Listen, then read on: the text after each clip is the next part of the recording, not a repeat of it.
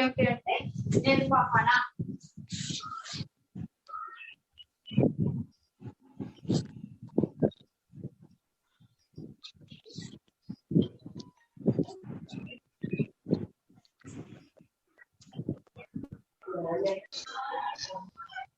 నిర్వహణ అనేటువంటి మనకి మొట్టమొదటి టాపిక్ అండి. నిర్వహణ గురించి నిన్న రాజకీయాల్లో ఉత్తమ మాటలు తన వేట కోసం కూడా కొంత ముందుగా ప్రణాళిక యోగం వేసుకుని కొంతమంది సమూహంతో తన ధ్యేయమైనటువంటి ఒక జంతువుని వేటాడి ఆహారాన్ని సేకరించుకోవడం అనే పనిని సాధించడానికి ఒక వ్యూహ రచనతో ముందుకు వెళ్ళి అందరినీ సమన్వయం చేసుకుంటూ చివరికి తన లక్ష్యమైనటువంటి వేటని సాధించేవాడు. ఇదంతా చూస్తే దీన్ని అంతటినీ కలిపితే నిర్వహణ అని చెప్పి అంటారు. అది ప్రాచీన కాలం నుండి ఈనాటికి ఎంతలా విస్తరించిందంటే నిర్వహణ లేనటువంటి వ్యవస్థ అనేటువంటిది మనకి కనిపించదు. నిర్వహణ లేకుండా ఏది ఉంటుంది? మన ఇంటి దగ్గర నుంచి మీరు ఎంత చిన్న ఎంత పెద్ద కార్యాలయం గాని వ్యవస్థ గాని ఏది తీసుకున్నా కూడా నిర్వహణ అనేది లేకుండా వ్యవస్థ అనేది మనగలగడము అనేటువంటిది ఉండదన్న. అయితే అందుకే నిర్వహణ అనే దాన్ని కొనసాగించాలి అంటే మనిషికి ఏం అవసరం? నైపుణ్యాలు అవసరం అన్నమాట. భారతదేశంలో ఉండేటువంటి జనాభాలో 80% మందికి నైపుణ్యం లేమి ఉంది, నైపుణ్యం లేదు. చదువుకున్నట్టు 80% మంది అంటే మన అక్షరాస్యత శాతం ఎక్కువే కదా, మరి 20% కాదు అక్షరాస్యత శాతం. అయినా కానీ వీళ్ళందరూ నైపుణ్యం లేనటువంటి వాళ్ళు అని చెప్పి నాస్కామ్ రిపోర్ట్ ఇచ్చింది. ఇప్పుడు 2005 బిఫోర్ లో నాస్కామ్ ఒక రిపోర్ట్ ఇచ్చింది. భారతదేశంలో 80% మంది ఎలాంటి నైపుణ్యము లేనటువంటి వాళ్ళు అని చెప్పి రిపోర్ట్ ఇచ్చింది. అందుకని అక్కడి నుంచి 2005 దగ్గర నుంచి జేకేసీ అనే దాన్ని మొదలుపెట్టింది. చదువుతో పాటుగా ఏదో ఒక స్కిల్ ని వాళ్ళు నేర్చుకోవాలి. అందుకోసమే మీ కాంపిటేటివ్ ఎగ్జామ్ లో వచ్చేటువంటి అథమెటిక్, రీజనింగ్, అలాగే జనరల్ స్టడీస్, దాంతో పాటు కంప్యూటర్ నేర్పించడం, ఇవన్నీ కూడా జేకేసీలో భాగంగా జవహర్ నాలెడ్జ్ సెంటర్ ని ఏర్పాటు చేస్తారనమాట. దాని ముఖ్య ఉద్దేశం ఏమిటి అంటే కేవలం పరీక్షలు రాసేటువంటి చదువే కాకుండా ఏదో ఒక స్కిల్ అనేది పిల్లలు నేర్చుకోవాలి, దాని ద్వారా బయటకు వస్తే వాళ్ళు బ్రతకగలుగుతారు అనేటువంటి ఉద్దేశంతో. నైపుణ్యం లేకుండా బ్రతకడం అనేది సాధ్యం కాదు కాబట్టి ఖచ్చితంగా ఏదో ఒక నైపుణ్యం నేర్పించాలనే ఉద్దేశంతో మనకి జవహర్ నాలెడ్జ్ సెంటర్ అక్కడ భారతదేశంలో ఏర్పాటు చేశారు. అయితే అసలు నిర్వహణ అంటే ఏంటంటే వనరుల సమర్థ వినియోగము అని చెప్పచ్చు. వనరుల్ని సమర్థవంతంగా వినియోగించుకోవడాన్ని నిర్వహణ అని చెప్పచ్చు. వనరులు అంటే ఏమిటి అంటే వనరుల్ని 2 రకాలుగా చెప్పచ్చు. ఏమిటి అంటే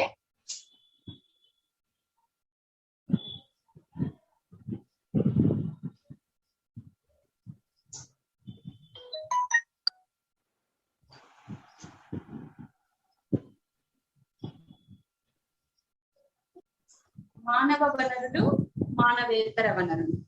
మానవ వనరులు అంటే ఒక పని చేయాలి అని అంటే ఆలోచన దగ్గర నుంచి, పని చేయాలి అని ఆలోచించడం దగ్గర నుంచి తిరిగి లక్ష్యాన్ని సాధించి దాని తాలూకు ఉత్పత్తిని మనం తీసుకునేవారు.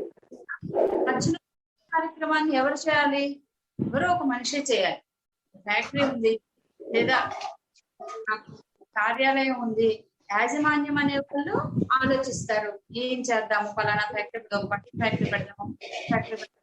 ఫ్యాక్టరీ పెడదాం, ఏదో ఒకటి ఆలోచిస్తారు. అంటే ముందు ఆలోచన ప్రారంభమవుతుంది, అక్కడి నుంచి ప్రణాళిక ప్రారంభమవుతుంది. ఎక్కడ పెడదాము, అక్కడి నుంచి మార్కెట్ ఎంత దూరం ఉంటుంది, అక్కడ ప్లేస్ మనకి ఎంత దొరుకుతుంది, మన దగ్గర ఎంత పెట్టుబడి ఉంది, ఎంతమంది మనుషులు పెట్టుకోవాలి, ఎలాంటి ఆకారంలో ఫ్యాక్టరీ నిర్మించాలి, లోపల ఎలాంటి పనిముట్లు కావాలి, ఎలాంటి పనిముట్లు కావాలి, అలాగే ఎలాంటి యంత్ర సామాగ్రి కావాలి, ఇలాంటి అన్ని కూడా వాళ్ళు ఆలోచించుకుని దానికి తగినటువంటి మనుషుల్ని సమకూర్చుకుని ఆ మనుషులతోనే కదా చివరి వరకు చేస్తారు. అంటే ఆలోచన చేసే దగ్గర నుంచి పని చేయడము, పని చేయించడము, చిట్టు చివరికి దాన్ని మార్కెటింగ్ చేయడము, కొనుక్కోవడం, ప్రతి ఒక్కటి కూడా ఎవరు చేస్తారు? మనుషులే చేస్తారు. అవి మానవ వనరులు. వాటిని మానవ వనరులు అంటారు. తర్వాత మానవేతర వనరులు. మానవేతర వనరులు అంటే ఒక ఫ్యాక్టరీ పెట్టాలి అంటే డబ్బులు ఉండాలి కదా. ఫ్యాక్టరీ కానీ, ఒక చిన్న షాప్ కానీ, ఒక ఇల్లు మెయింటైన్ చేయాలన్నా ప్రతి దానికి డబ్బులు అనేవి కావాలి. దాన్ని ఆర్థిక వనరులు అంటారు. అలాగే యంత్ర సామగ్రి కావాలి, కొన్ని పనిముట్లు కావాలి, కొంత స్థలం కావాలి, ఒక బిల్డింగ్ కావాలి. ఇవన్నీ కూడా మానవేతర వనరులు అన్నమాట. ఈ మానవ వనరుల్ని, మానవేతర వనరుల్ని సమన్వయం చేసుకుంటూ మనం ఏదైనా ఒక పని చేయాలి, ఒక షాప్ పెట్టాలి అనుకున్నాం, లేకపోతే అన్నం వండాలి అనుకున్నాం. మనం మనసులో అన్నం వండాలి అనుకుని అక్కడ బియ్యం ఉంది, స్టవ్ ఉన్నాయి, నీళ్ళు ఉన్నాయి, మనం వెళ్ళి ఏమీ చేయకుండా అన్నం తయారైపోతుందా? తయారు కాదు. అక్కడ బియ్యం కానీ, స్టవ్ కానీ, నీళ్లు కానీ ఇవి మానవేతర వనరులు. ఆలోచించేటువంటి మనిషి, చేయాలనుకునేటువంటి మనిషి మానవ వనరు. వీరిద్దరూ సమన్వయం కావాలి. అంటే ఈ మనిషి వెళ్ళి వాటిని కలిపి పెట్టి అన్నం వండాలి. అంటే మానవ వనరుల్ని, మానవేతర వనరుల్ని సమన్వయం చేసుకుంటూ చిట్ట చివరికి లక్ష్యాన్ని సాధిస్తే దాన్ని నిర్వహణ అని చెప్పి అంటాం. నిర్వహణ సంబంధించి ముందు వ్యవస్థ కార్యకలాపాలు, వ్యవస్థలో ఏమేం చేస్తారు అనేటువంటిది ఒకసారి, వ్యవస్థలో ఏమేమి ఉంటాయి అని.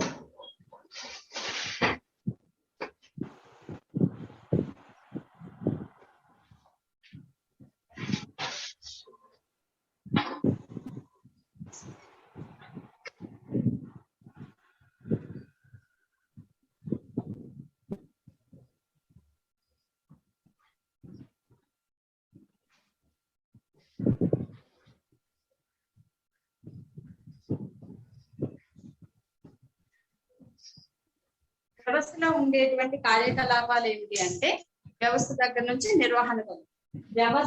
ఒక వ్యవస్థని మనం నిర్వహించాలి, వ్యవస్థని రన్ చేయాలి లేదా ప్రారంభించాలి అంటే ఏమేమి ఉండాలి అంటే ప్రణాళికీకరణ. ప్రణాళికీకరణ అంటే ఇస్తే చెప్పుకున్నాం, ఏదైనా మొదలు పెట్టాలి అంటే అది ఎక్కడ మొదలు పెట్టాలి, ఎలా మొదలు పెట్టాలి, అది మొదలు పెట్టడానికి ఎన్ని డబ్బులు కావాలి, ఎంతమంది మనుషులు కావాలి, ఎలాంటి మనుషులు కావాలి, ఏ పని చేయడానికి ఎలా కావాలి, వాళ్ళని ఎలా రిక్రూట్ చేసుకోవాలి, చేసుకున్న తర్వాత వాళ్ళ చేత ఏ విధంగా పని చేయించాలి, ఏ వస్తువు ఎక్కడ దొరుకుతుంది, దాన్ని ఎలా తెప్పించాలి, ఇలాంటివన్నీ కూడా ప్రణాళిక అని చెప్పి అంటాం అనమాట. అంటే ఒక ఆలోచన రూపుదిద్దుకున్న దగ్గర నుంచి అది ధ్యేయం వైపుగా నడిచి ధ్యేయాన్ని సాధించడం వరకు జరిగేటువంటి మొత్తం పనిని ముందు అంచనా చేయడం. ఎలా చేయాలి ఏంటి అని. ఊరు వెళ్ళాలి అనుకున్నాం అనుకోండి, నేరుగా అలా బయలుదేరి వెళ్ళేస్తామా? మనం అక్కడ ఎన్ని రోజులు ఉంటాము, లేదా ఒక రోజులో వచ్చేస్తామా, 2 రోజులు ఉంటామా, 3 రోజులు ఉంటామా, వెళ్ళిన తర్వాత అక్కడ ఎలా ఉండాలి, ఎక్కడ ఉండాలి, మన వాళ్ళు ఎవరైనా ఉన్నారా, లేదా ఏదైనా హోటల్ ఉందా, అక్కడ మనం హోటల్ బుక్ చేసుకోవాలంటే ఎలా చేసుకోవాలి, అక్కడ మన భాష ఉంటుందా, మన ఆహారం దొరుకుతుందా, ప్రతిదీ ఆలోచించుకుంటాం కదా. అంటే ఆలోచించుకొని దానికి తగినట్లుగా మనం సిద్ధం అవుతాం. ఈ ఆలోచించుకునేటువంటి వ్యూహం ఏదైతే ఉందో దానిని ప్రణాళికీకరణ అని చెప్పి అంటారు. తర్వాత చూస్తే వ్యవస్థీకరణ. ఈ ఆలోచనని ఇంప్లిమెంట్ లోకి తీసుకురావడం. అంటే ఏ వస్తువులు కావాలి అని ముందు మనం అనుకున్నాము, 10 వస్తువులను అనుకున్నాం, 11 వస్తువులు అవసరం అయి ఉండొచ్చు పని మొదలు పెట్టిన తర్వాత. కానీ 0 స్థాయికి ముందుకు వెళ్ళడం. కాబట్టి ముందు మనం ఒక అంచనాకు వస్తాము, ఆ అంచనా ప్రకారము ఒకటి తయారు చేసుకుంటూ ఉన్నాం అన్నమాట. స్థలాన్ని, బిల్డింగ్ ని, అలాగే మనుషుల్ని, వస్తువుల్ని అన్నిటిని ఒక చోట చేర్చి ఎవరు ఏ పని చేయాలో నిర్ణయించి ఒక కప్పు కిందకి మొత్తం కూడా తీసుకురావడాన్ని వ్యవస్థీకరణ అని చెప్పి చెప్పి అంటాం. సమన్వయము అంటే ఈ చేర్చినటువంటి వస్తువులని, చేర్చినటువంటి మనుషుల్ని ఏ మనిషికి ఏ పని అప్పచెప్పాలి, ఎప్పుడు అప్పచెప్పాలి, ఎలా చేయాలి అనేటువంటి నేర్పించి వాళ్ళు పని చేసేలాగా చూడటం అనేటువంటిది సమన్వయము. నియంత్రణ, మనం చేర్చినటువంటి వస్తువుల్ని వాళ్ళు సమర్థంగా వినియోగించుకుంటున్నారా లేదా, మనం ఇచ్చినటువంటి ఆజ్ఞను సరిగ్గా పాటిస్తున్నారా లేదా, ఎక్కడైనా మనం చెప్పిన దాన్ని ఉల్లంఘిస్తున్నారా, లేదా పని చేయలేకపోతున్నారా, లేదా వాళ్ళు చేయడానికి కావాల్సినటువంటి వస్తువులు అక్కడ లేకుండా ఉన్నాయా, లేదా తెచ్చిన వస్తువుని వాళ్ళు వృధా చేస్తున్నారు. ప్రతి ఒక్క దాన్ని కూడా పరిశీలిస్తూ లోపాలను సవరిస్తూ ఉండడాన్ని నియంత్రణ అంటాము. ఈ 4 కూడా వ్యవస్థలో కీలకమైనటువంటి అంశాలు. ఈ 4 సమర్థవంతంగా నడిస్తే అనుకున్న లక్ష్యాన్ని చక్కగా సాధించగలుగుతారు అన్నమాట.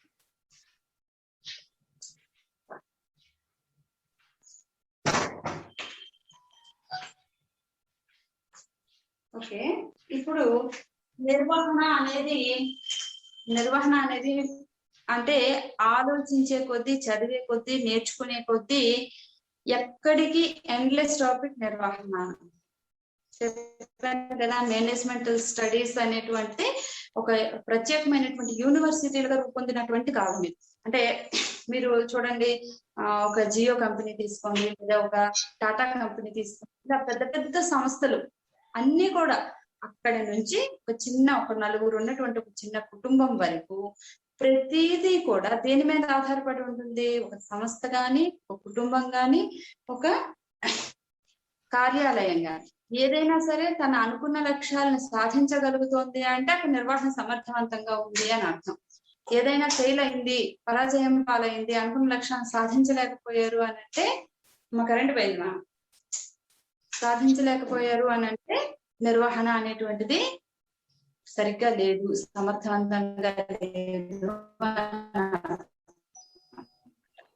ఈ నిర్వహణ గురించి ప్రపంచవ్యాప్తంగా శాస్త్రవేత్తలు కొంతమంది దాని మీద పరిశోధించి కొన్ని నిర్వచనాలు ఇచ్చారు. అందులో ముఖ్యమైనటువంటి నిర్వచనాలు ఒకసారి చూద్దాం.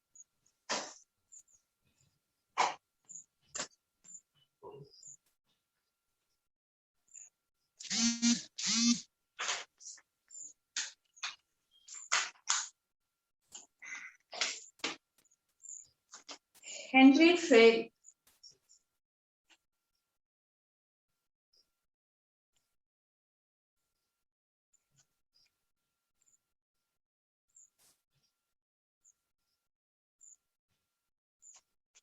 ఫెయిల్ అనేటువంటి వ్యక్తి ఏం నిర్వచనం చెప్పట? నిర్వహణ అనగా ప్రణాళిక రూపొందించడానికి ముందుగా అంచనాలు తయారు చేయటం, వ్యవస్థీకరణ, ఆదేశాలు ఇవ్వటం, సమన్వయం, నియంత్రణ. ఇప్పుడు వ్యవస్థీకరణ మన కార్యకలాపాలంటే ఏం చెప్పామో వాటన్నిటిని నిర్వచన రూపంలో చెప్పాడు, అంతేనా?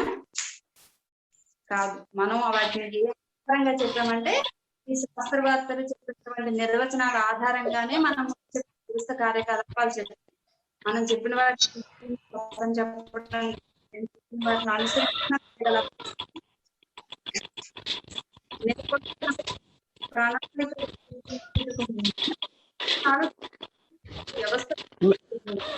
మేడం వాయిస్ కట్ అవుతుంది మేడం. నా వాయిస్ కట్ అవుతుందా? అవును మేడం.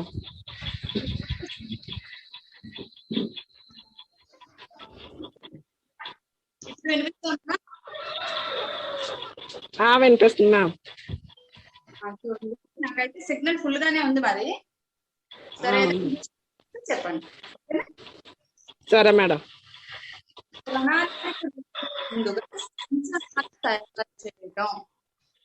చెప్పండి, ఎంత కావాలి, ఎంత డబ్బులు కావాలి, ఏ వస్తువులు కావాలి, ఎక్కడ ఉంటాయి, ఎన్ని కావాలి, ఇవన్నీ కూడా అంచనాలు తయారు చేసుకోవాలి. లెక్కలు రెండో కాదు కదా, ఒక పెద్ద సంస్థను ప్రారంభిస్తున్నామా తయారు చేస్తాం. వ్యవస్థని ఏర్పాటు చేసుకోవాలి అంటే మనుషుల్ని, వస్తువుల్ని కూడా సమకూర్చుకోవాలి. తర్వాత ఆదేశాలు ఇవ్వటం, ఎవరు ఏ పని చేయాలి అనేటువంటి ఆదేశాలని ఇవ్వాలి. సమన్వయం చేయటం, వస్తువుని వాళ్ళు వినియోగించుకునేలాగా వస్తువుల్ని, వనరుల్ని సమన్వయం చేయాలి. నియంత్రించటం, చెప్పాను కదా, ఎవరు వస్తువుల్ని వృధా చేయకుండా లేదా వాళ్ళకి లేనటువంటి వస్తువుల్ని ఇవ్వటం, అలాగే వాళ్ళకి ఎదురైనటువంటి ఇబ్బందుల్ని తొలగించడం, అలాగే వాళ్ళు ఎవరైనా ఆదేశాలను అతిక్రమించి ప్రవర్తిస్తే వాళ్ళని నియంత్రించడం, ఇవన్నింటినీ కూడా చేయడం నియంత్రణ. ఇవన్నీ చేస్తే కనుక దాన్ని నిర్వహణ అంటారని హెన్రీ ఫెయిర్ చెప్పాడంట. అంటే వ్యవస్థని ఏర్పాటు చేయడం అనేది ఎక్కడ ఏర్పాటు చేయాలి అని అంటే ఎలా చేస్తాము? మనం ఆ మానవ వనరుల్ని మానవేతర వనరుల్ని సమన్వయం చేయాలని చెప్పుకుంటున్నాం. అసలు మానవేతర వనరులు అనేవి ఎక్కడ మనకి లక్ష్యంగా ఉంటాయి? మనుషులు అంటే కానీ మానవేతర వనరులు కొన్ని సందర్భాల్లో తీసుకెళ్తున్నాయి. అలాంటి సందర్భంలో ఏం చేస్తాము? ఉన్న చోటే మనం పెట్టుకోవాలి. ఉదాహరణకు సిమెంట్ ఫ్యాక్టరీలు ఉన్నాయనుకోండి, మీకు శ్రీకాకుళం విజయనగరం జిల్లాలో ఒక సిమెంట్ ఫ్యాక్టరీ కూడా కనిపించింది. ఈస్ట్ వెస్ట్ లో ఎక్కడో ఒక చోట ఒకటి ఉంటాయి. కానీ అదే కృష్ణా, గుంటూరు జిల్లాల్లో చూసామనుకోండి, కడప జిల్లాలో చూసామనుకోండి, పదుల సంఖ్యలో ఉంటాయి సిమెంట్ ఫ్యాక్టరీ. కారణం ఏంటి? సిమెంట్ తయారు చేయాలి అంటే ముఖ్యమైనటువంటి ముడిసరుకు ఏమిటి? సున్నమురాయి. సున్నపురాయి నిక్షేపాలు ఆ జిల్లాల్లో అత్యధిక ఉన్నాయి కాబట్టి, అదే ఇక్కడెక్కడో సిమెంట్ ఫ్యాక్టరీ పెట్టి ఆ జిల్లాల నుండి సున్నపురాయిని తవ్వి తీసుకురావాలంటే ఏమవుతుంది? చాలా వ్యయంతో కూడినటువంటి పని అవుతుంది అన్నమాట. మనకి ఎలాంటి ప్రయోజనాన్ని ఇవ్వదు. అందుకోసం ఏం చేస్తారు? అక్కడ సున్నపురాయి నిక్షేపాలు ఉన్న చోట ఫ్యాక్టరీని మొదలు పెడతారు. లేబర్ కావాలి అంటే మానవ వనరులు కావాలి. మానవ వనరులు ఏం చేస్తారు? ఎక్కడ లభ్యంగా ఉంటారు? ఎక్కడ శ్రీకాకుళం చెప్పి లేబర్ చాలా చీప్ గా దొరుకుతారు. అందుకోసం ఇక్కడి నుంచి అక్కడికి లేబర్ ని తీసుకుపోతూ ఉంటారు అన్న. అలాగే హెన్రీ ఫెయిర్ చెప్పినటువంటి నిర్వచనం ఇది. తర్వాత చూస్తే FW Taylor, Frederick Winslow Taylor.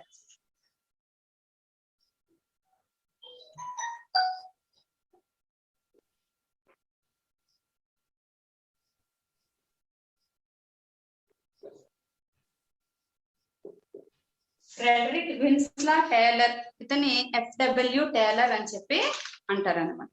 ఇతనికి ఉన్నటువంటి బిరుదు ఏంటంటే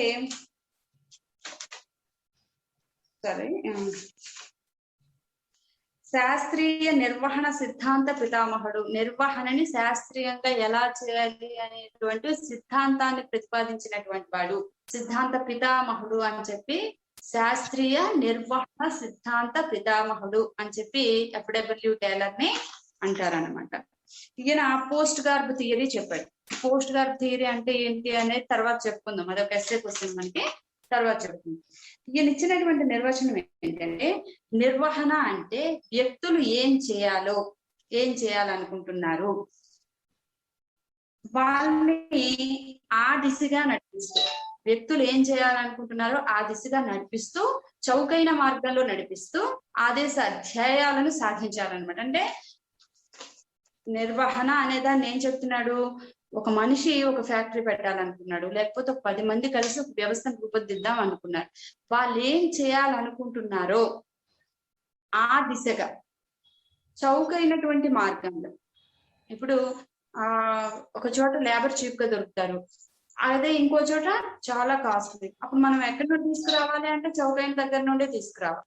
అలాగే వస్తువులను సమకూర్చేటప్పుడు కూడా నాణ్యమైన వస్తువులు తక్కువ ధరకు ఎక్కడ వస్తున్నాయో చూసుకోవాలి. ఆ విధంగా చౌకైనటువంటి మార్గంలో వ్యక్తులు లేదా యజమానులు ఏమనుకుంటున్నారో అక్కడి నుంచి వాళ్ళని ఆ దిశగా నడిపిస్తూ చౌకైన మార్గంలో లక్ష్యాలను సాధించేటువంటి ప్రక్రియ ఏదైతే ఉందో దానిని నిర్వహణ అంటారు అని FW టేలర్ చెప్పాడు. తర్వాత చూస్తే పీటర్ ఎఫ్ డ్రక్కర్.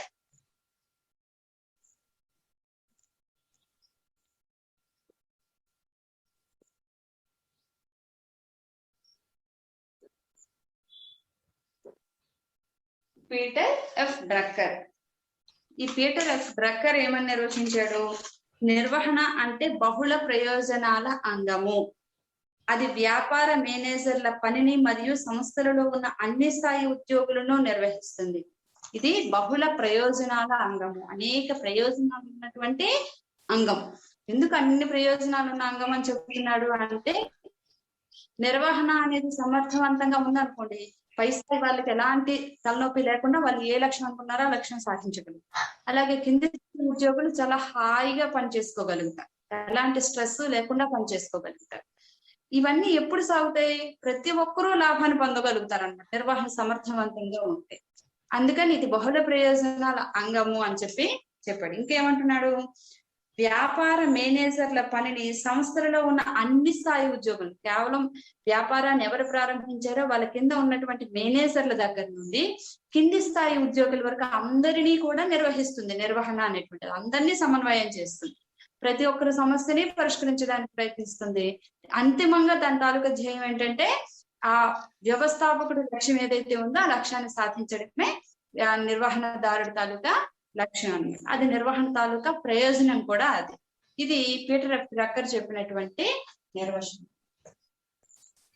మీకు లీడర్షిప్ ఎడ్యుకేషన్ సంబంధించినటువంటి మెటీరియల్ లాస్ట్ ఇయర్ ఇచ్చాను పిల్లలకి, నోట్స్ రాసుకున్నారు. ఇంక ఇప్పుడు మన ఆన్లైన్ క్లాస్ లో నోట్స్ కూడా చెప్పుకోలేం కాబట్టి నాగవల్లి అక్క దగ్గర నోట్స్ ఉంటుంది, తనది దుర్గబాబు దగ్గర కూడా ఉంది.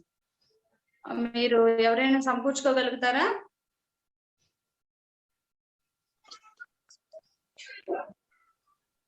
మీకు దగ్గర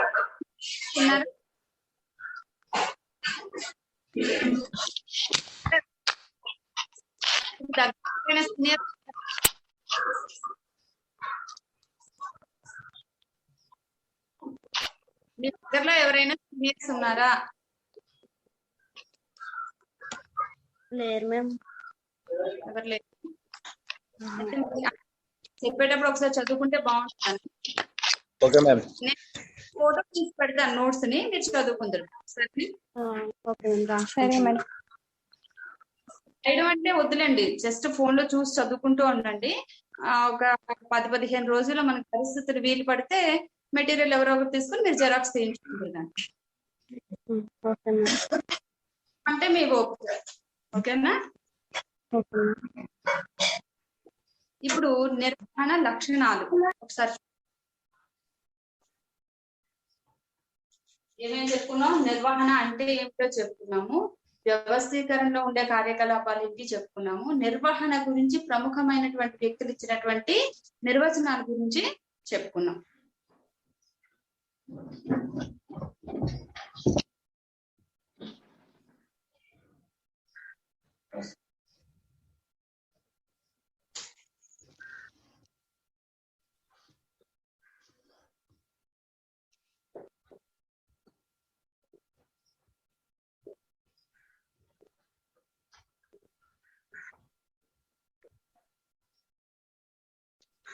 నిర్వహణ లక్షణాలు. నిర్వహణ లక్షణాలు చూస్తే మొట్టమొదటి చూడండి, బహుళ విషయాలకు సంబంధించినది.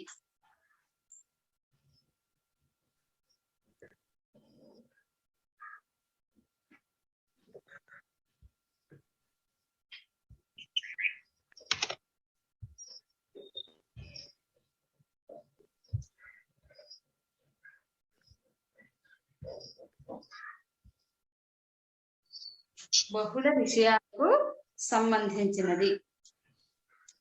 అసలు నిర్వహణ అనేది ఎలా ఆవిర్భవించింది అని అంటే, మనస్తత్వ శాస్త్రం చూసామనుకోండి. మనస్తత్వ శాస్త్రం అంటే ఏంటి? మనుషులు ఏ సందర్భంలో ఎలా ప్రవర్తిస్తారు అని తెలియజేసేది మనస్తత్వ శాస్త్రం కదా. ఒక పని చేస్తున్నప్పుడు నువ్వు అసలు ఎందుకు పనికిరావు, ఈ పని ఎలా చేస్తావు, ఈ పని అసలు ఇలా ఎవరైనా చేస్తారో, నువ్వు అసలు ఎందుకు పనికిరావు, అనవసరంగా పెట్టుకున్నాను నేను అని చెప్పి అన్నాం అనుకోండి. అతను ఎలా ఫీల్ అవుతాడు? తనకి ఎంత చేసినా సంతృప్తి ఉండదు, ఎలా చేయాలో చెప్పడు, కానీ చేసిన దాన్ని మాత్రం వంకలు పెట్టాడు అని అతని ఇగో అన్నది హర్ట్ అవుతుంది. అంటే మానసికంగా సంతోషంగా ఉండలేడు, కాబట్టి పనిని కూడా మనస్ఫూర్తిగా చేయడానికి చూడలేడు అనమాట.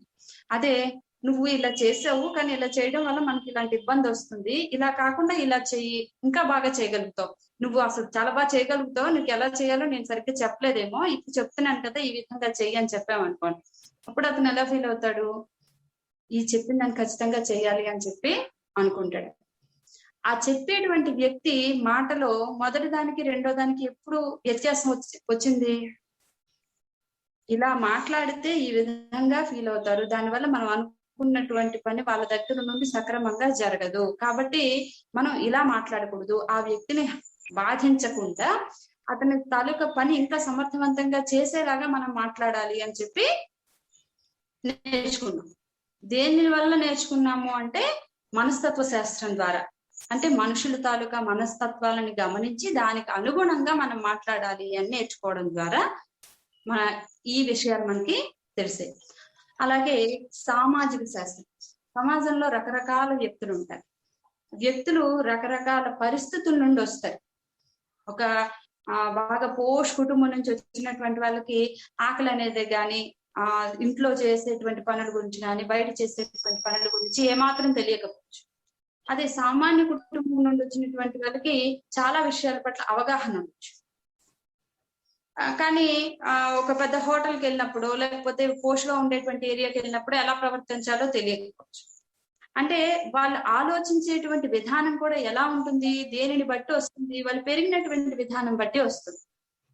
కాబట్టి సమాజంలో ఎన్ని రకాల మనుషులు ఉంటారు, ఎలాంటి పరిస్థితుల నుండి వచ్చి ఉంటారు, వీళ్ళని ఎలా హ్యాండిల్ చేయాలి అనేటువంటిది కూడా నిర్వహణ మేనేజర్ కి తెలియాలన్నమాట. వ్యవస్థ మేనేజర్ కి తెలియాలంటే నిర్వహణదారుడికి తెలియాలి. అది కూడా నిర్వహణలో భాగమే.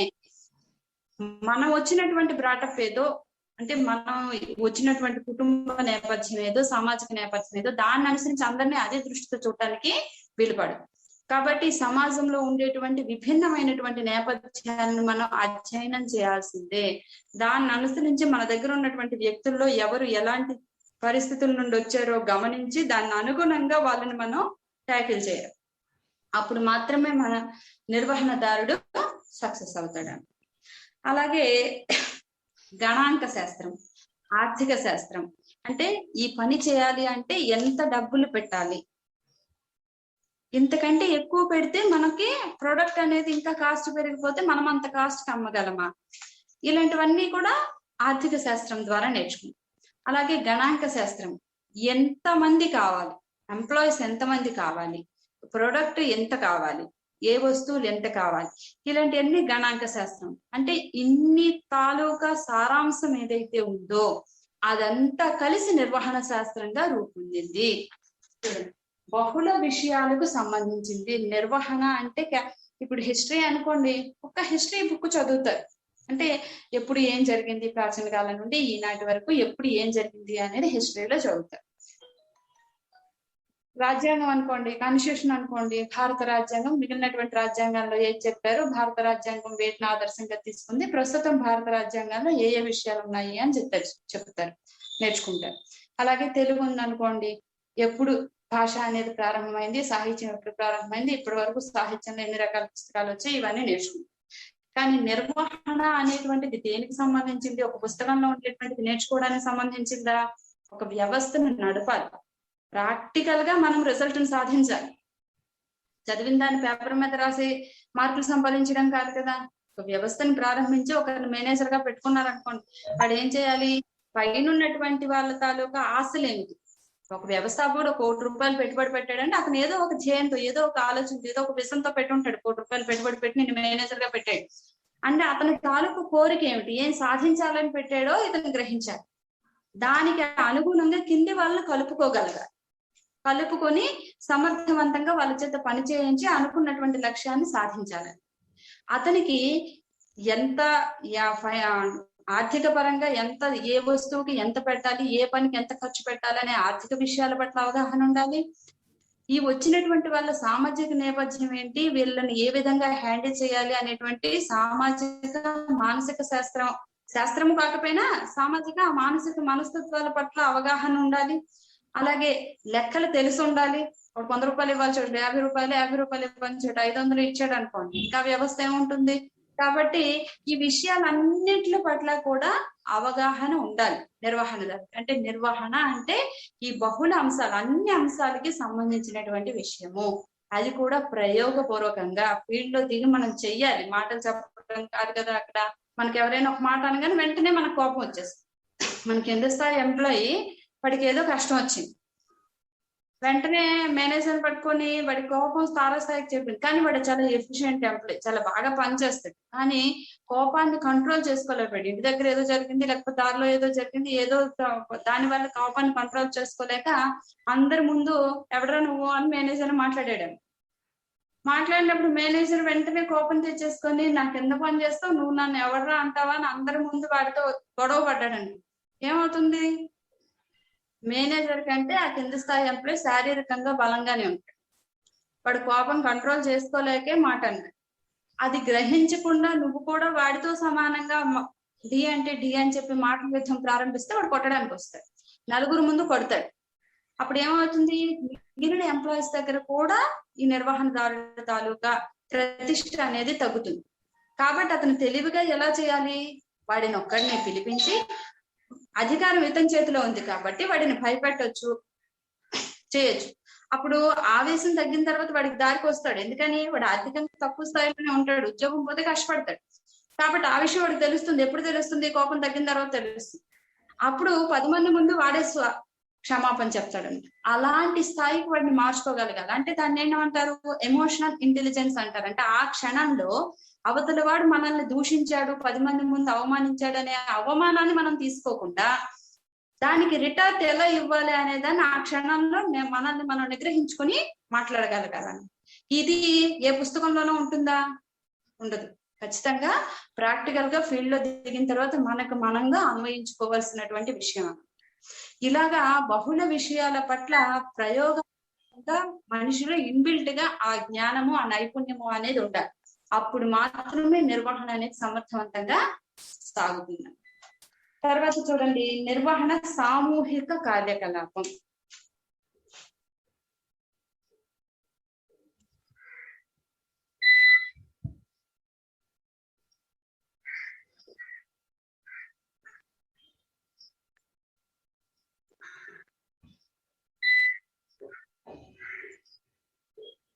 సామూహిక కార్యకలాపం. నిర్వహణ అంటే నేను బాగా చేస్తాను, అందరినీ కలుపుకుంటాను, చేస్తాను అని ఒక్కడే అనుకున్నాడు అనుకోండి, అవుతుందా? అతను ఏం చేయాలి? కింది వాళ్ళకి ఇలాంటి అవసరాలు ఉన్నాయండి, ఇలా జీతం పెంచుకుంటున్నారండి, లేకపోతే దివ్వమంటున్నారు అండి అని పై వాళ్ళను ఒప్పించగలగాలి. అలాగే వాళ్ళు ఇచ్చినటువంటి ఆదేశాలను కింది వాళ్ళ చేత చేయించగలరు. అంటే కింద నన్ను మనుషులందరూ కలిసి పని చేసి సాధిస్తేనే కదా అది వ్యవస్థ అవుతుంది, ఫలితాలు వస్తాయి. అంటే ఇది ఎవరికి సంబంధించింది? ఒక వ్యక్తికి సంబంధించింది కాదు నిర్వహణ అంటే.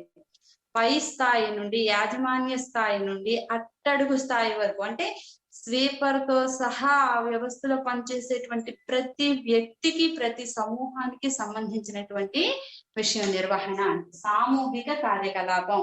అందరూ ఒకరికొకరు సహకరిస్తేనే వ్యవస్థ అనేది మనగలుగుతుంది, లేకపోతే ఇటు పరిస్థితుల్లోనూ వ్యవస్థ కొనసాగడం అనేటువంటిది అసాధ్యం. తర్వాత చూస్తే నిర్వహణ లక్ష్యాలలో నిర్వహణ అనేటువంటిది లక్ష్య ఆధారితమైనది.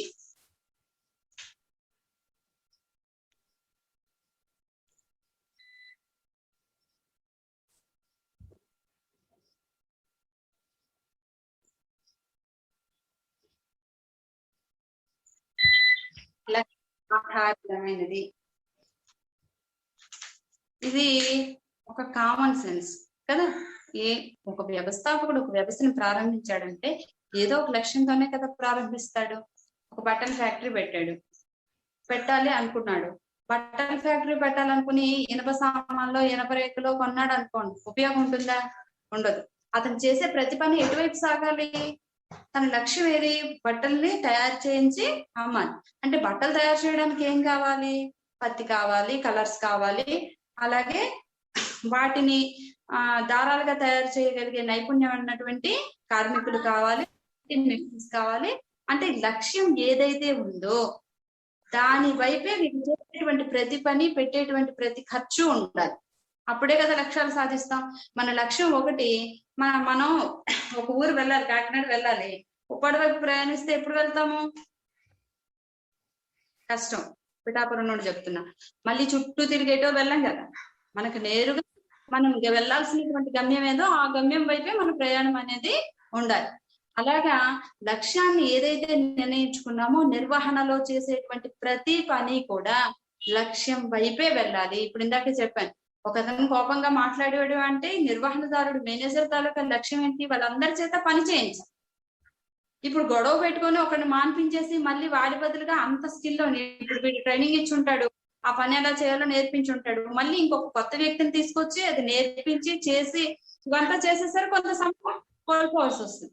కాబట్టి వీటిని బుజ్జగించడం అనేటువంటిది ఆ క్షణంలో సరైనటువంటి పని. వాడు ఎక్కడికి ఇబ్బంది పడితే అప్పుడు ఏం చేయాలి? వీడు ఇబ్బంది పెడుతున్నాడు కాబట్టి ఈలోగా ఇంకొకరిని రెడీ చేసుకుంటూ వీడిని బుజ్జగించి వీడి చేత పని చేయించుకుంటూ ఈలోగా ఇంకొకరిని రెడీ చేయాలి. అవతలి వ్యక్తి సిద్ధంగా ఉన్నప్పుడు వీడిని తీసి పారేసినా సరిపోతుంది, మరీ ఇబ్బంది పెడితే. అంటే ఆ విధంగా చేసేటువంటి ప్రతి పని, చేసేటువంటి ప్రతి ఆలోచన కూడా ఎటువైపు ఉండాలి అంటే చిట్ట చివరి లక్ష్యం ఏదో అది సాధించే దశగా నిర్వహణ అనేటువంటిది ఉండాలి అని చెప్పి చెప్తున్నాను. తర్వాత చూడండి, నిర్వహణ ఒక ఉత్పత్తిగా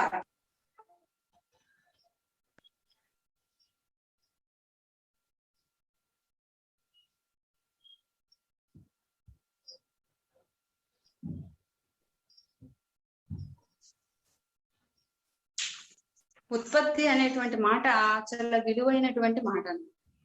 అంటే ప్రతి వస్తువు తాలూకా ప్రయోజనం లేదా ప్రతి మనిషి తాలూకా మళ్ళీ ఎప్పుడైనా కట్ అయిపోయినప్పుడు మళ్ళీ వెంటనే ఇలా జాయిన్ అవుతూ ఉండండి, ఓకేనా?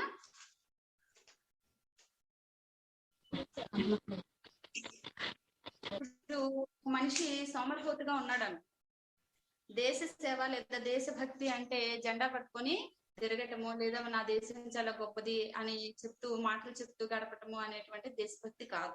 దేశభక్తి అంటే ఏమిటంటే ప్రతి మనిషి తాను వేరొకరిపై ఆధారపడకుండా తనకు సంబంధించినటువంటి ప్రతి అవసరాన్ని తానే తీర్చుకోగలిగితే గనక అతడు దేశ సేవ చేస్తున్నట్లే లెక్క. ఎందుకు అంటే ఒక మనిషి సోమరిపోతుగా ఉన్నాడు అనుకోండి, ఏ పని చేయడు, పడుకుంటాడు, తింటాడు, లేదంటే ఏ టీవీనో లేకపోతే ఏదో చూస్తూ ఎంజాయ్ చేస్తూ ఉంటాడు. అలాంటి వ్యక్తి ఉన్నాడు అనుకోండి, అతను తినడం మానేస్తాడా? తింటాడు కదా. అంటే తినడము అంటే ఎలా తింటాడు? ఒక రైతు పండించినటువంటి ఆహార ధాన్యాన్ని ఇతను ఏ పని చేయకుండా స్వీకరిస్తున్నాడు. అంటే కొంత రైతు పండించిన దాంట్లో ఎలాంటి ప్రొడక్టివిటీకి అంటే ఎలాంటి ఉత్పత్తికి నోచుకోకుండా ఒక వ్యక్తికి వెళుతోందను. అతడు వేసుకుంటున్నటువంటి బట్టలు కానీ, ఉపయోగిస్తున్నటువంటి ప్రతి వస్తువు కానీ, అంటే మనిషి తన వస్తువులు తానే సమకూర్చుకున్నాడు అనుకోండి. పని ఏదో చేసుకుంటూ తన వస్తువులు తానే సమకూర్చు, ఒక షాప్ లో పనిచేస్తున్నాడు, వస్తువులు అందించే పని చేస్తున్నాడు అని అనుకోండి. అప్పుడు మరి అతనేం ఉత్పత్తి చేస్తున్నాడండి, ఏ వస్తువు ఉత్పత్తి చేస్తున్నాడండి అని అంటే, షాపు యజమాని ఎక్కడి నుండో వస్తువుల్ని తీసుకొచ్చి ఇక్కడ పెట్టాడు. ఇక్కడ ఉన్నటువంటి వ్యక్తులకు ఆ వస్తువులన్నింటినీ సకాలంలో చేరవేస్తున్న వాళ్ళు ఎవరు? ఆ షాప్ లో ఆ సరుకులు అందిస్తున్నటువంటి వ్యక్తే. సరుకులు అందిస్తున్న వాళ్ళు ఒక షాప్ లో 3-4 లేకుండా ఒక్కడే ఉన్నప్పుడు మనకి ఏమవుతుంది? మనం 9 గంటలకు వెళ్ళిన వాళ్ళం ఆ సరుకులు పట్టుకుని 11 గంటలకో 12 గంటలకో వస్తాం, అక్కడ అందించే వాళ్ళు లేక. అప్పుడు ఏమవుతుంది? మన విలువైన సమయం ఒక 3 గంటలు వృధా అయింది కదా. అంటే వ్యక్తుల తాలూకా సమయాన్ని హరించకుండా, వ్యక్తుల తాలూకా సమయాన్ని దుర్వినియోగం చేయకుండా రక్షిస్తున్నాడు.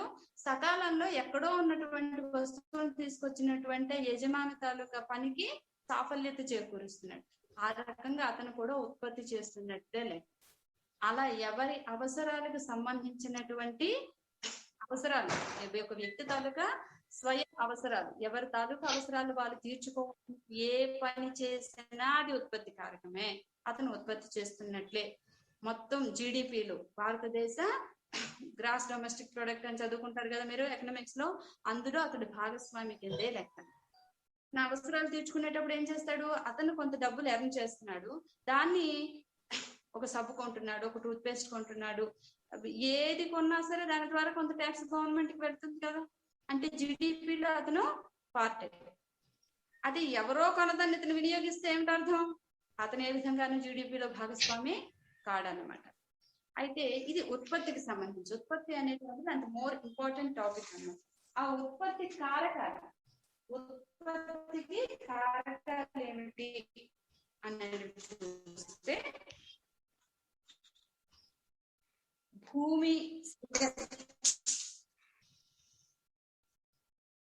భూమి, శ్రమ, మూలధనము, వ్యవస్థీకరణ. ఉత్పత్తి కారకాలు 4.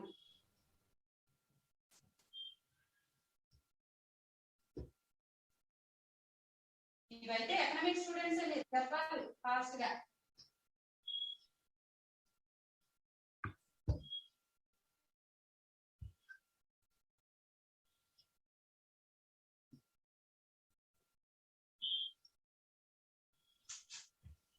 ఎకనామిక్స్ పిల్లలు, వ్యవస్థాపకుడు అనేవాడు ఏదో ఒక వ్యవస్థను ఏర్పాటు చేయాలి అనుకుని ఉత్పత్తి సాధించాలి అని అనుకుంటాడు. వ్యవస్థాపకుడు లేకపోతే ఉత్పత్తి సాధ్యం కాదు. ఇది నేను ఇప్పుడు చెప్పినటువంటి ఉత్పత్తి కాకుండా ఇక్కడ ఉత్పత్తి అంటే ఏదో ఒక వస్తువు ఉత్పత్తి అన్నమాట.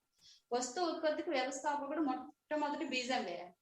అతను భూమిని సమకూరుస్తాడు, మూలధనాన్ని సమకూరుస్తాడు. మూలధనము భూమి ఉన్నప్పుడు వ్యవస్థాపకుడు శ్రమ చేయడానికి శ్రామికులు అనే వాళ్ళు వస్తారండి. ఈ శ్రమ, భూమి, మూలధనము ఈ వ్యవస్థాపకుడు కలిస్తేనే ఉత్పత్తి అనేటువంటి సాధ్యం అవుతుంది. అయితే ఈ 4 ఉన్నాయి. భూమి ఉంది, శ్రామికులు ఉన్నారు, మూలధనం ఉంది, వ్యవస్థాపకుడు ఉన్నాడు. కానీ నిర్వహణ అనేది సమర్థవంతంగా లేకపోతే, ఈ 4 ఉన్నా గానీ ఏమవుతుంది? 0 అవుతుంది.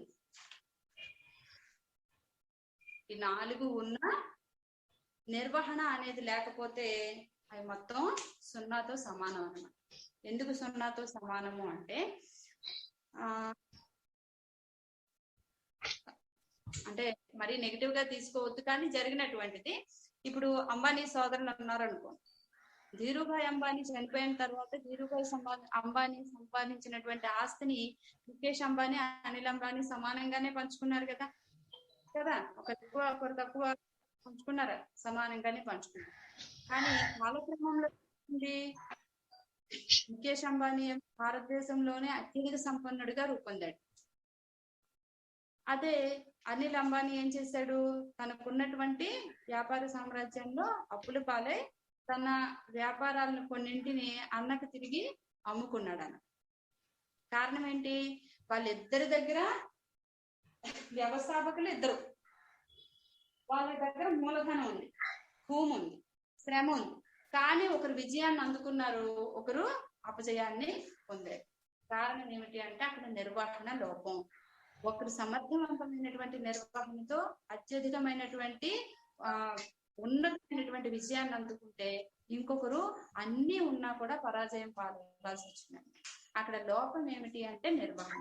అంటే వీటికంటే ముఖ్యమైనటువంటి ఉత్పత్తి కారకంగా మనం దేన్ని చెప్పొచ్చు అంటే నిర్వహణని చెప్పొచ్చు. నిర్వహణ అనేది ఉత్పత్తి కారకము. నిర్వహణ లేకపోతే మిగిలిన ఉత్పత్తి కారకాలు ఉన్నా కూడా అవి 0, వృధా అని చెప్పి చెప్పచ్చు. తర్వాత చూసే నిర్వహణ సార్వత్రిక గుణం కలిగి ఉంటుంది. చూద్దాం ఏంటో.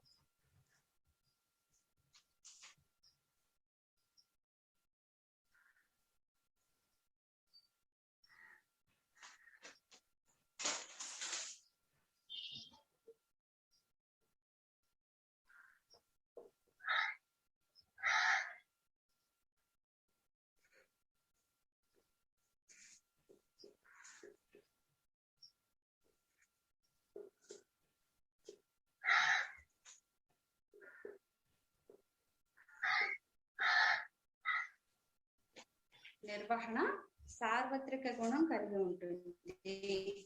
అంటే ఏమిటి? నిర్వహణ ప్రతి చోట వ్యాపించి ఉంటుంది. నిర్వహణ లేనటువంటి వ్యవస్థ ఏదైనా ఉంటుందా అంటే ఉండదు.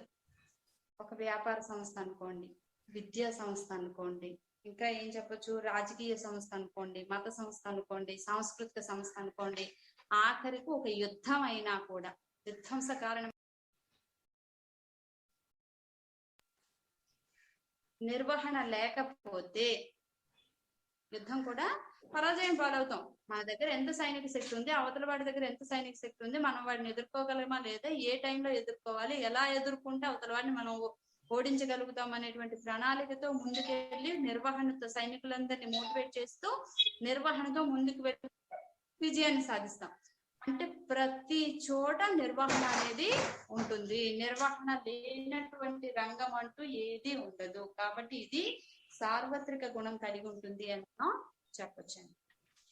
తర్వాత చూస్తే ఒక సామాజిక ప్రక్రియ.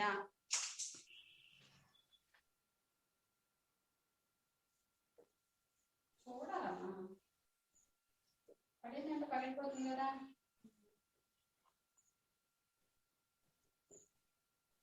నిర్వహణ సామాజిక ప్రక్రియ. సామాజిక ప్రక్రియ అని ఎందుకు అంటున్నామంటే, ఒక వస్తువు ఉత్పత్తి చేయాలని ఎవరు అనుకోవాలి? ఒక ఫ్యాక్టరీ పెట్టాలి, లేకపోతే ఇంకొకటి చేయాలి, ఇంకొకటి చేయాలని ఎవరు అనుకోవాలి? మనిషే అనుకోవాలి. ఆర్థిక వనరులను ఎవరు సమకూర్చాలి? మనిషే సమకూర్చాలి. మానవేతర వనరులను ఎవరు సమకూర్చాలి? మనిషే సమకూర్చాలి. తన కింద ఈ పని చేయాలి అని వ్యక్తులను ఎవరు నియమించాలి? ఆ పైన వ్యవస్థాపకులు నియమించాలి. ఆ తర్వాత కింది స్థాయి లేబర్ ని కూడా సమకూర్చుకోవాలి. మొత్తం అన్ని రకాల వ్యక్తులు కలిసి ఈ మానవేతర వనరులన్నింటినీ సమన్వయం చేసుకోవాలి. అంటే మొత్తం పై స్థాయి వ్యవస్థాపకుల దగ్గర నుండి కింది స్థాయి వరకు అన్ని పనులు ఎవరితో జరుగుతున్నాయి? మనుషులతోనే జరుగుతున్నాయి. అంటే సమాజంతోనే జరుగుతుంది. సమాజం లేకుండా, మనుషులు లేకుండా వస్తువులు వాటిగా వేపం చేసుకుంటాయి? ఏమీ లేవు. వస్తువులు ఉంటాయి అంతే. వస్తువుల్ని మనిషి వినియోగించుకోవాలి. కాబట్టి ఇది ఒక సామాజిక ప్రక్రియ, మనుషులతో కూడినటువంటి ప్రక్రియ. నిర్వహణ అనేటువంటిది ఎవరు చేయాలి అంటే మనిషే చేయాలి. ఎవరు ఆలోచించాలి? వీడిలాగా ఎమోషనల్ గా వీడిలా బిహేవ్ చేస్తాడు, మనం ఇలా ఉండాలి అని ఎవరు అనుకోవాలి? మనిషి అనుకోవాలన్నమాట. మిషన్ అనుకోదు కదా. ఒక రోబోకి ఒక ఇన్స్ట్రక్షన్ ఇచ్చామనుకోండి, మీరు రోబో సినిమా చూస్తే చంపమంటే చంపుతుంది, ఆపరేషన్ చేయమంటే ఆపరేషన్ చేస్తుంది. దానికి మానసికమైనటువంటి తార్కిక జ్ఞానం ఉంటుందా? ఉండదు. తార్కిక జ్ఞానం ఉంటే అది మనిషి అవుతుంది. కాబట్టి మా నిర్వహణ అనేటువంటిది సామాజిక ప్రక్రియ. తర్వాత చూడండి, నిర్వహణ అనేటువంటిది అధికార వ్యవస్థ.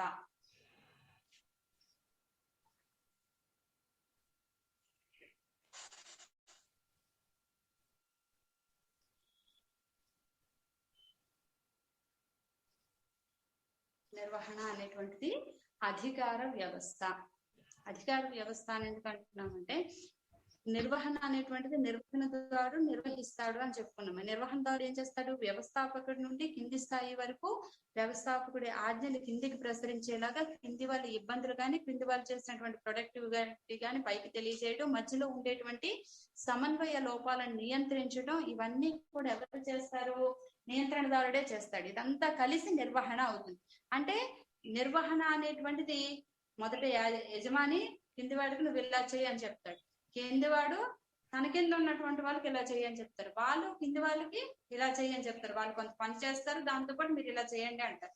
మీరు ఇలాంటి నివేదికలు నాకు ఇవ్వండి, లేదా ఈ పని చేసి నాకు పెట్టండి అని చెప్పి వాళ్ళ చేత పని చేయించుకొని దాన్ని మళ్ళీ ఒక ఉత్పత్తికారకంగా, అంటే పైనుంచి కిందికి ఆజ్ఞలు ప్రవహిస్తాయి. మొట్ట వ్యవస్థాపకుడి నుండి ఆజ్ఞలు అనేవి కిందికి ప్రవహిస్తాయి అన్నమాట. అందుకని దీన్ని ఏమంటాము అంటే అధికార వ్యవస్థ అని చెప్పి అంటాం. తర్వాత చూస్తే నిర్వహణ గమనశీలత కలిగినది. నిర్వహణ అనేది గమనశీలత కలిగినది.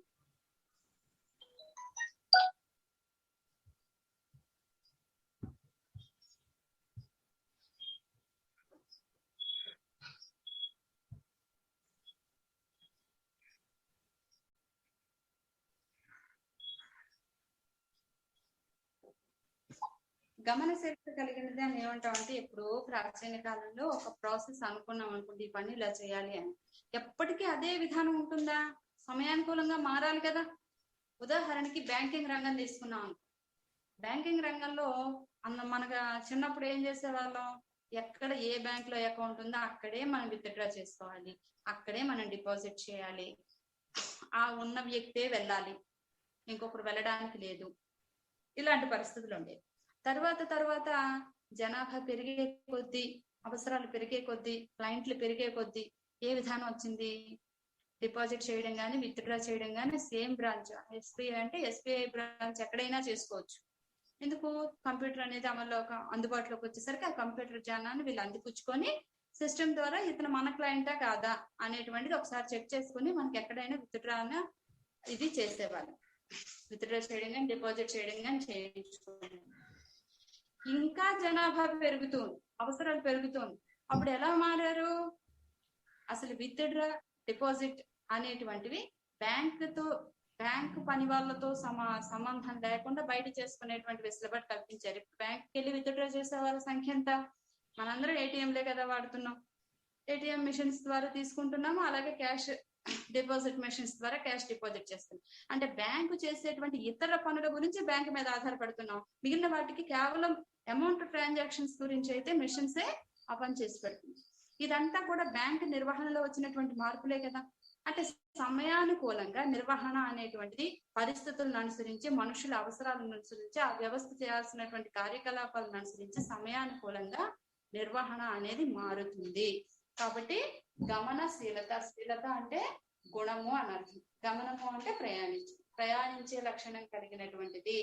అంటే ప్రతి క్షణము తనను తాను మార్చుకునేటువంటి లక్షణం కలిగినటువంటి. ఏ విధంగా మార్చుకుంటుంది అంటే వ్యవస్థ అభివృద్ధి పథంలో ప్రయాణించడానికి అవసరమైనటువంటి విధంగా తనను తాను నిర్వహణ అనేది మార్చుకుంటుంది. ఇంకా మనకి టైం అయితే అయిపోతా ఉందమ్మా. ఇంకా 2 నిమిషాలు ఉంది, మీరు తర్వాత